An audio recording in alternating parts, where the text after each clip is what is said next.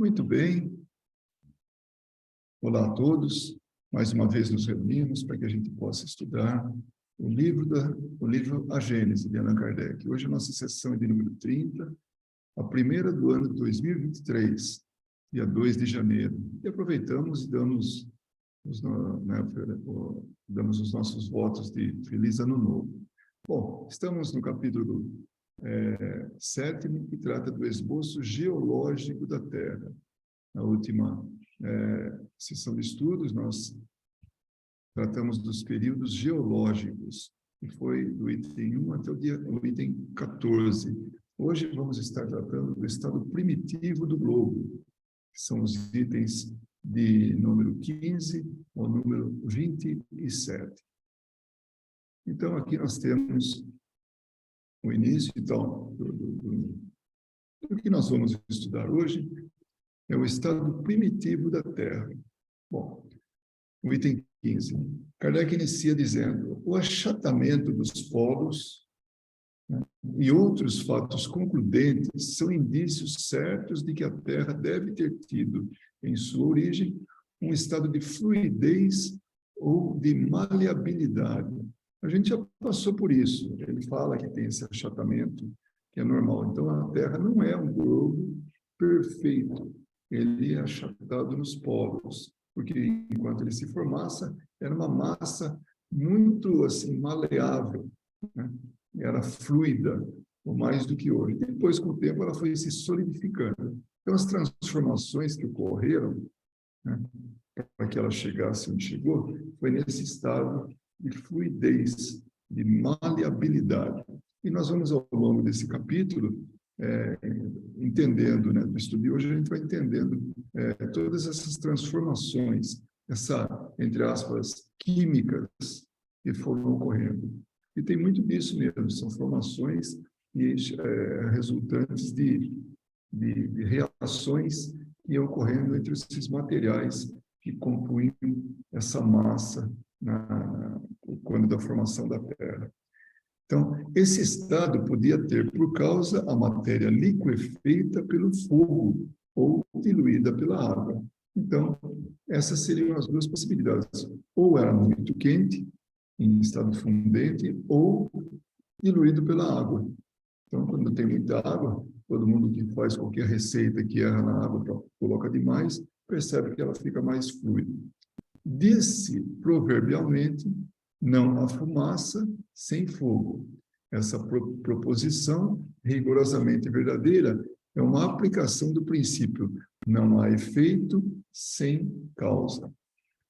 Pela mesma razão, pode-se dizer que não há fogo sem fogueira. Ora, pelos fatos que se passaram sob nossos olhos, não é apenas da fumaça que se produz, é de um fogo bem real que deva ser uma fogueira. Então, ele usa esses ditados populares, né, esse ditado popular, para mostrar que realmente da onde que assim, na formação da Terra havia assim um calor intenso, né, que ele poderia até comparar com esse fogo. Como esse fogo vem do interior da Terra e não de cima, não do lado de fora, né, de fora para dentro, o foco deve estar dentro dele. E como o fogo é permanente, o foco também deve ser. Então, vocês imaginem, né, esse globo, essa grande esfera achatada, né, nos polos, muito quente, um calor intenso. E esse esse calor vem do centro da Terra. Então, ele vai e irradia por todo, para essa esfera como um todo. Então, nesse momento, a gente imagina uma esfera incandescente. Já está num estado mais sólido do que era antes, porque antes era uma massa gasosa, que foi sendo concentrada, e girando, tudo, e ficou uma massa muito, muito quente, apesar de menos aquecida, né, menos incandescente do que antes. E tudo no seu ponto, tudo no seu tempo. É um processo que está ocorrendo aí. o calor que aumenta à medida que penetra no interior da Terra e que a certa distância da superfície atinge uma temperatura muito elevada, as fontes termais, tanto mais quentes quanto venham de uma profundidade maior. Os fogos e as massas de matéria fundida e abrasada que se escapam dos vulcões, como por vastos suspiros ou pelas clivagens produzidas em certos tremores de terra, não podem deixar dúvidas sobre a existência de um fogo interior, um calor intenso interior. Então, isso é muito característico, né, desse momento da formação da Terra. A Terra está num estado de transformação, de formação, e ela, nesse momento, está muito, muito quente. Então, a lógica, como ele fala, das águas termais, das águas quentes que brotam na superfície, seja na superfície da Terra, seja no mar. Por quê? Porque vem de dentro. Então, vem essa água, vai e ela se projeta, né? E ela está quente, águas termais, assim, com calor elevado, né? E, então, essa é a lógica que ele fala, né? A experiência demonstra que a temperatura se eleva de 1 grau centígrado a cada 30 metros de profundidade. Então, os mineiros sabem disso. Mineiros, assim, trabalham em Minas, não que são nascidos em Minas Gerais, mas são de Minas, trabalhadores. À medida que eles vão baixando, a temperatura aumenta. Então, é um trabalho muito insalubre, é um trabalho num ambiente muito quente. Então, à medida que desce 30 metros, a cada 30 metros sobe 1 grau de temperatura. Aí ele fala, a uma profundidade de 300 metros, então descendo agora 300 metros, então vai ter-se 10 graus aumentado a temperatura. A 3.000 metros, são 100 graus de temperatura. Percebe? À medida que a gente aprofunda, vai em direção ao centro da Terra, o calor aumenta. E aí ele fala assim, a 3.000 metros é 100 graus, que é a temperatura da água em ebulição. Então, se levar água para aquela profundidade, ela ferve, né? Claro, a gente também não sobreviveria a essa profundidade, né? A esses 3.000 metros. Então, aí depois ele fala, agora, a 30.000 metros, né, ou a 7 até 8 léguas, de mais de 3.000, então subiria para 3.300 graus em relação à superfície da Terra. Temperatura na qual nenhuma matéria conhecida resiste à fusão. Então, naquele momento, naquela época, Kardec trabalhava com as informações que a ciência dava. Então, naquele momento da história, no tempo, né, não tinha material que resistisse a isso. De lá para o centro, que seria ocupado por materiais fundidos, ainda há uma distância de mais de 1.400 léguas, ou 2.800 léguas, se o diâmetro for considerado. Então, é uma profundidade muito grande. Então, é essa preocupação, ou essa informação que ele nos dava naquele momento, né?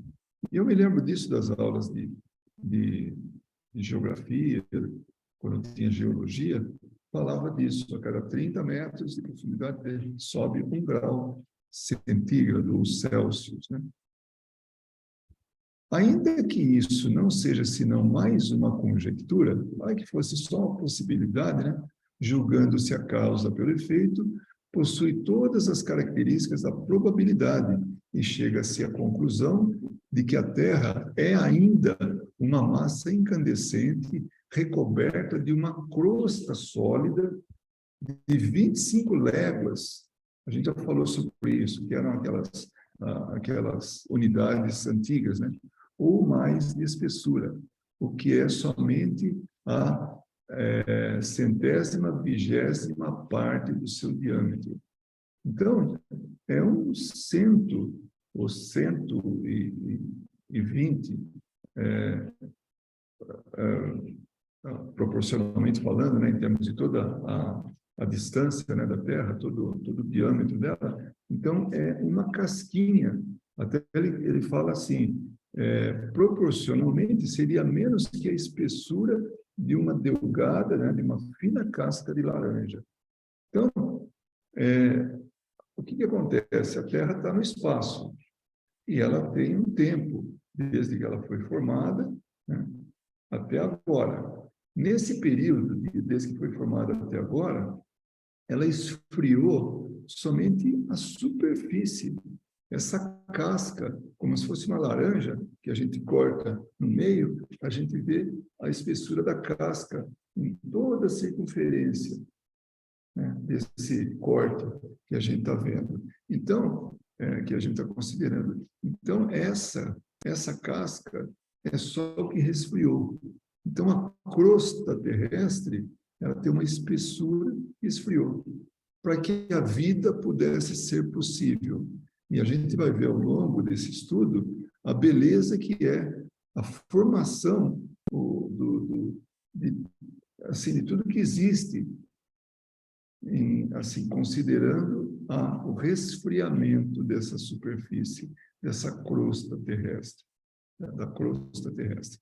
De resto, a espessura, então, passando a casca da laranja, né, o restante é muito variável, porque há regiões, sobretudo em terrenos vulcânicos, onde o calor e a flexibilidade do solo indicam que ela é pequena. A alta temperatura das águas termais é igualmente o índice da vizinhança do fogo central. Então, ou seja, quanto mais próximo do centro, mais quente essa água, né? Assim sendo, demonstra evidentemente que o estado primitivo da fluidez ou maleabilidade da Terra deve ter sido por causa da ação do calor e não da água. Então, essa teoria agora está levando a lógica, né, causa, efeito, tudo.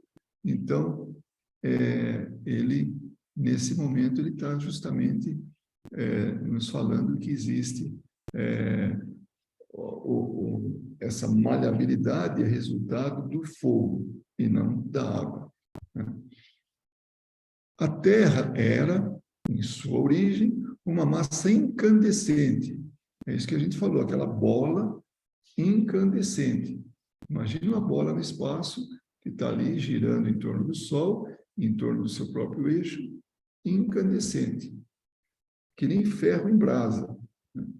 Como resultado da irradiação do calórico. Isso é interessante, porque, de novo, ele fala, vamos ver aqui no 89, né, essa observação. Esse item 89 é em relação... Item não, desculpa, observação 89 de Kardec é o que ele fala sobre a situação, ou seja, a informação de acordo com a ciência da época. Então, vamos lá. Allan Kardec faz referência ao fluido calórico, que ele usou, né, nesse parágrafo. Hipótese de que o calor seria representado por uma substância material. Então, naquele momento, não se tinha a mesma definição do calor como tem hoje, né? Então, o calor era material, fluido, imponderável e indestrutível, constituída de átomos sem peso, invariáveis, atraídos pela matéria comum. Sendo absorvida, aumentaria o calor, e sua retirada, né, então, ao contrário de absorvida, causaria o frio. Nessa obra, os espíritos explicam que o calor seria um estado de vibração das moléculas, adotando a teoria do fluido cósmico universal. Então, a vibração dessas moléculas, né, que é a menor porção de uma da matéria, então, e não da substância, tá? Mas da matéria, a molécula, que é toda o conjunto que seria uma amostra mínima do mínimo, né, que é a unidade daquela matéria. Então, aquilo, se a gente começa a aquecer, o estado dela é de vibração, começa a vibrar em tanta intensidade, inclusive há uma tendência de separação, né, delas, assim, de aumentar os espaços. Tanto que a água, quanto mais fria, menor o espaço, né? Então, no estado sólido. Então, ela está bem junto, assim. À medida que a gente aquece, ela se torna líquida. Então, o espaço é maior. Quando esquenta mais ainda, aquece mais ainda, então as moléculas ficam, assim, mais longe, né? E viram vapor, né? Então, essa é a teoria aí quer dizer, como funciona, né, a coisa. Então, esse estado vibracional que os espíritos falam, né, do fluido cósmico universal. Aí, seguindo, como resultado da irradiação do calórico, chegou a toda a matéria em fusão. Ela esfriou pouco a pouco, o que naturalmente começou pela superfície, né, de fora para dentro, né, que endureceu, a superfície endurece, enquanto que o interior permanece fluido. Pode-se assim comparar a Terra a um bloco de carvão que sai todo vermelho da fornalha e cuja superfície se apaga e se resfria ao ter contato com o ar. Então, se a gente quebra o carvão e encontra o interior ainda em brasa. Então, ele está explicando. O Kardec sempre foi muito didático. Os livros dele sempre foram assim, porque ele era um educador. Então, ele queria ter certeza que a gente entendesse. E usa comparações também, analogias, exemplos, para que a gente venha a melhor absorver esse conhecimento, para exemplificar, para a gente melhor entender. O item 18 diz: na época em que o globo terrestre... só voltando um pouquinho, então, aquela massa, o globo incandescente, ele começa a resfriar a superfície, onde começa já a ensaiar a condição para que a vida se manifeste. Então, começa se solidificando. Pode estar quente ainda, mas já está num estado mais sólido, onde possa reter a vida ali, ou conter a vida. Na época em que o globo terrestre era uma massa incandescente, ele não continha um átomo a mais ou a menos do que atualmente. Apenas sob a influência dessa alta temperatura, a maior parte da substância que lhe compõe e que vemos sob forma de líquidos ou de sólidos, de terras, de pedras, de metais e de cristais, encontrava-se em um estado bem diferente. Só fizeram sofrer uma transformação. Então, tudo que havia naquela época, na formação da Terra, né, e a formação, assim, o estágio inicial da formação da Terra, tem hoje, porque as coisas não saem daqui. Então, elas estão todas contidas aqui. Então, toda a matéria, ela pode se transformar, mas ela não desaparece. Ela continua aqui. Ela pode ir se transformando, reagindo e tudo, né? Mas vai estar aqui. Um exemplo, poluição. Um exemplo, né? Ela vem como resultado de queima, principalmente, né, de combustível fóssil, e fica na atmosfera. Então, não é que ela apareceu do nada, ela saiu de algum lugar. Saiu de onde? Do petróleo, do combustível fóssil.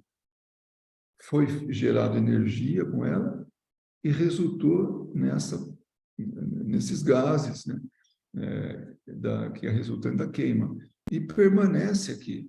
Só está fora do lugar, ou só se transformou fora do lugar original. Mas ela estava aqui já. Então, toda essa matéria, ela é passível de modificação, mas ela permanece aqui, não vai embora. Não dá para fazer um furinho na atmosfera e jogar para o quintal dos outros lá, para o espaço. Não tem como. Então, sob efeito da gravidade, a lei da gravidade, toda essa massa de ar, né, contaminado ou não, ela está em volta da Terra e sob o efeito da gravidade. Não vai embora, está aqui e vai continuar aqui. Então, o nosso trabalho, se a gente vier a modificar a Terra, e isso é o que vai acontecer, a melhorar a condição do planeta, vai ser transformar tudo isso, usar árvores, usar reações, usar captação, o que for necessário, para que ela tenha um estado onde a vida continue, a vida permaneça aqui na Terra. Então, nada do que existia na época, na primeira fase da formação da Terra, desapareceu e ela continua tudo aqui, de forma diferente, mas continua tudo aqui presente no nosso dia a dia, no espaço que a gente ocupa. Então, ele fala assim, esse novo, né?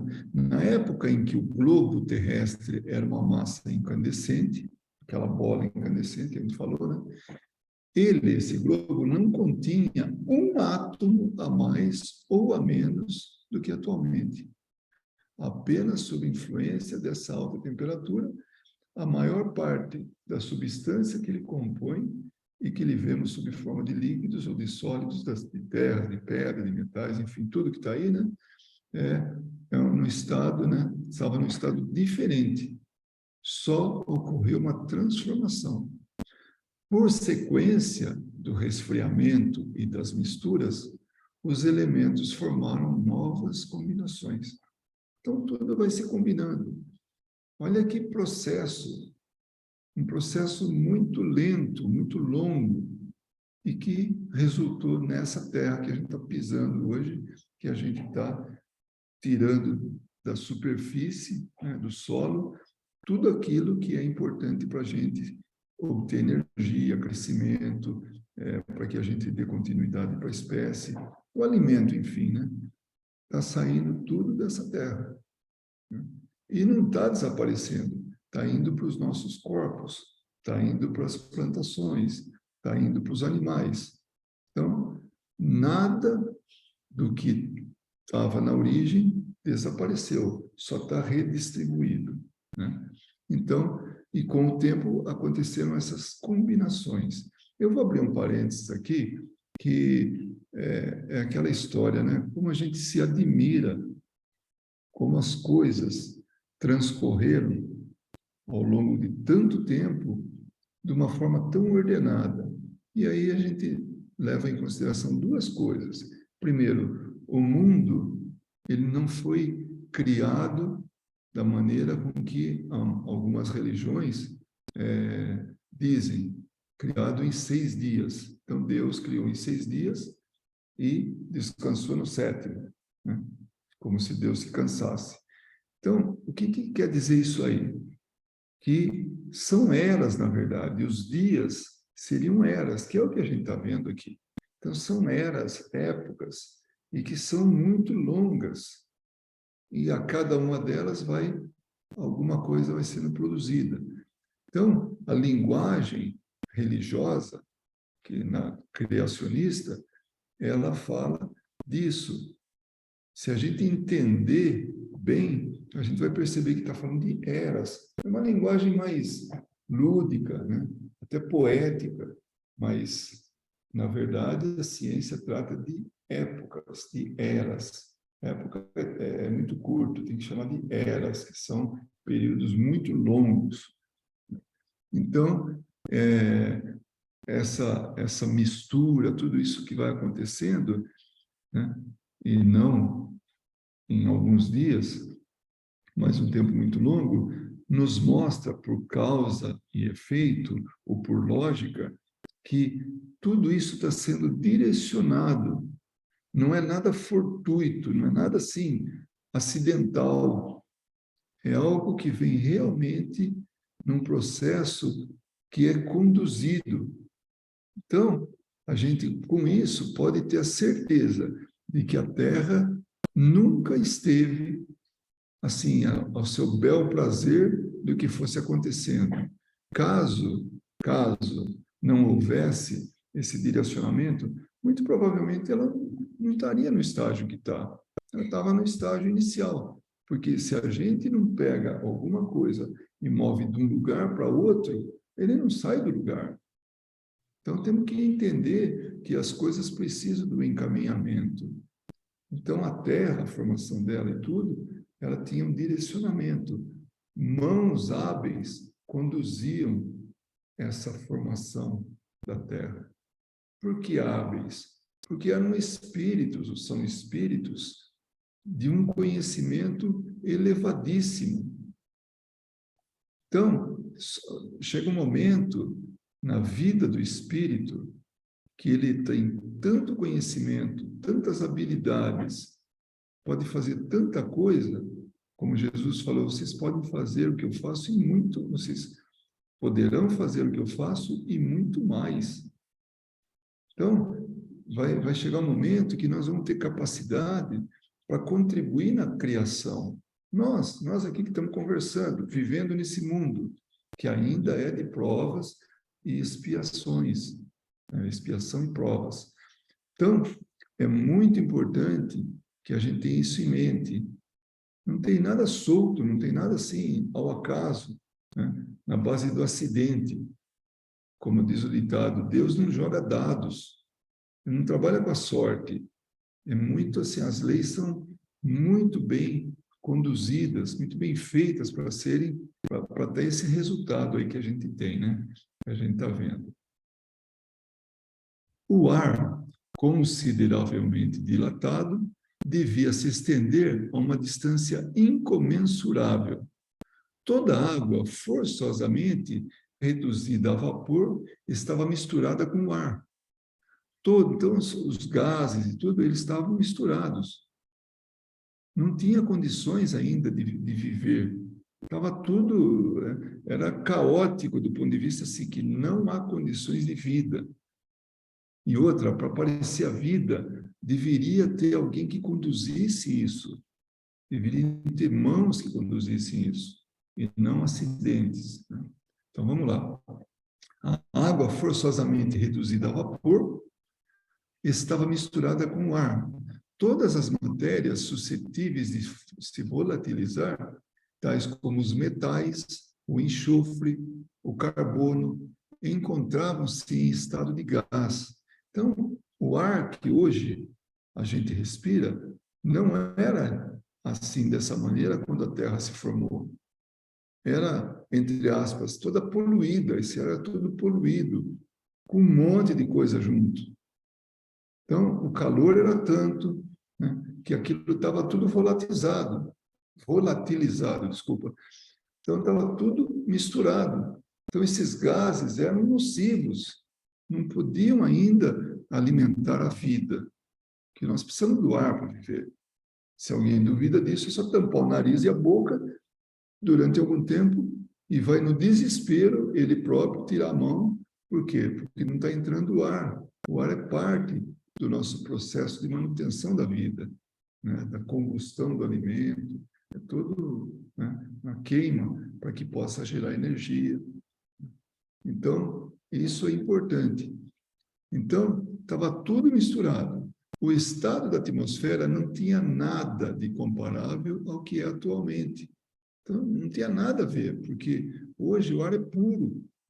Puro, sim, se não tiver nada poluindo ele, nenhum gás contaminando, mas ele é aquela composição que a gente estudou na escola, né? Oxigênio, nitrogênio, quer dizer, primeiro o nitrogênio, né, que é a maior quantidade, oxigênio, aqueles gases nobres. Então, está tudo lá. Então, esse ar que a gente respira hoje não tem nada a ver com aquele ar daquele tempo, daquela época, daquela era, onde estava tudo misturado. Então, a densidade de todos esses vapores dava-lhe uma opacidade que não podia ser atravessada por nenhum raio de sol. Então, é uma neblina. O equivalente a uma neblina. A neblina, a gente percebe que ela na verdade, é água, né? Que está ali misturada, o vapor de água que está misturado com o ar. E não dá para ver direito o sol. Aliás, a gente olha para o sol, quando está sob neblina, a gente vê aquele disco. Então, os raios de sol não penetram nisso. Então, naquela época, o equivalente à neblina era toda essa massa gasosa em torno da Terra que não permitia que o sol, que é a fonte de vida, né? A luz do sol, não chegasse até a superfície da Terra. Olha as dificuldades que tinham. Realmente nós tínhamos uma outra condição. E aí, seguindo, né? Se um ser vivo pudesse existir na superfície do globo nessa época, não teria claridade, senão pelo brilho sinistro da fornalha colocada sob seus pés e da atmosfera abrasada.